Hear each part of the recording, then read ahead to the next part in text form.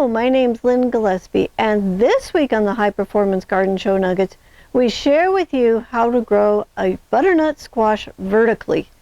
Here's a clip from the show. We have butternut on this side and we have pumpkins on this side. So I'm starting to trellis these. So I got some of the strings on earlier this morning, but I do want to show you how I'm doing this. So the squash can be clipped anywhere, unlike the tomatoes you want to clip away from the fruit. So for the squash, we're going to take a string. If you need strings, you can go to our website, and on the recommended page there is strings and clips listed there for you to find. Okay, so I want to take the string, put it in the joint of the clip, and then I'm going to come down here, base of the plant,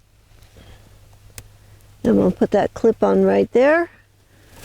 I'm going to take my string up and over the trellis. Pull that fairly tight, and then this is a solid clip. We'll put that one up here. And we'll put a second clip on there just so that it doesn't fall down, because there's going to be a lot of weight on these strings. And then on the plant, I want to clip it about every foot, and you can clip these things pretty much anywhere. So I'm just going to come up in here.